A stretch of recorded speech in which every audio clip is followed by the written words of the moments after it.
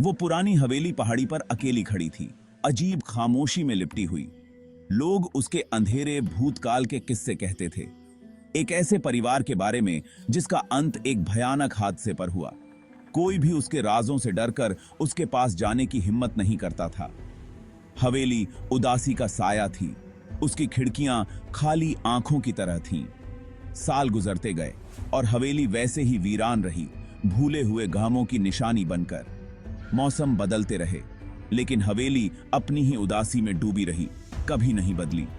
उसके आसपास की खामोशी बहुत गहरी थी, जो उसके डर को और बढ़ा रही थी।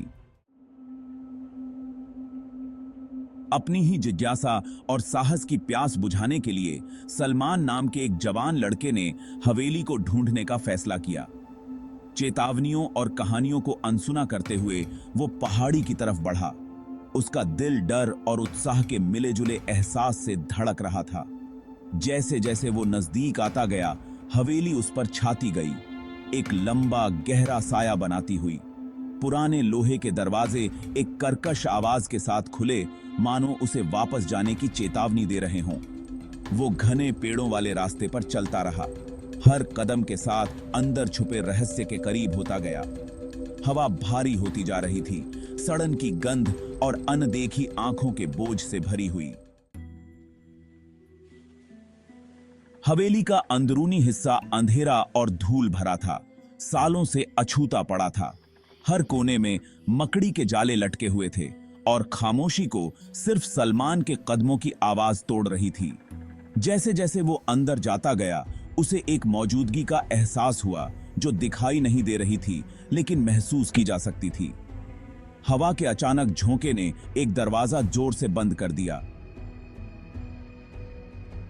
आवाज खाली कमरों में गूंज उठी। सलमान का दिल जोर से धड़कने लगा। जब वो मुड़ा, उसकी आंखें साये को देख रही थीं। वो कसम खा सकता था कि उसने एक फुसफुसाहट सुनी है, धीमी और डरावनी। लेकिन जब उसने ध्यान से सुना तो वहां कुछ भी नहीं था। वो हॉल के आखिर में एक कमरे में पहुंचा।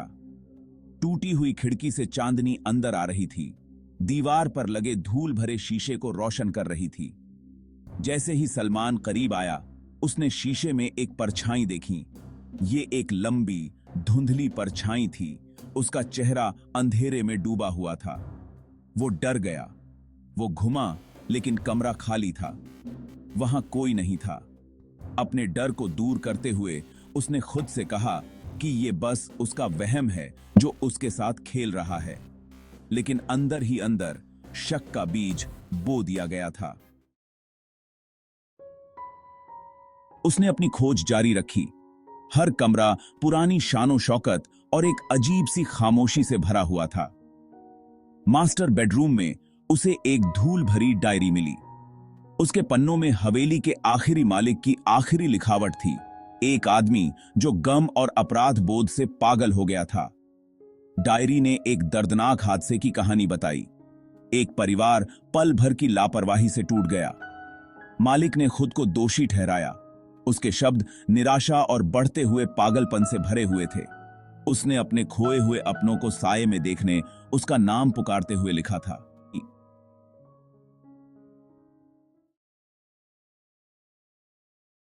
जैसे ही सलमान ने आखिरी डरावनी बात पढ़ी, उसने अपने कंधे पर एक ठंडा हाथ महसूस किया। वो धीरे से मुड़ा, उसका खून सूख गया। उसके सामने शीशा था, उसकी आंखें उदास रोशनी से जल रही थीं। ये वो पल था जब डर से हारकर सलमान डरावनी सच्चाई समझ गया। हवेली भूतों से नहीं, बल्कि उसके अपने अंदर के डर की जीती जागती मिसाल थी।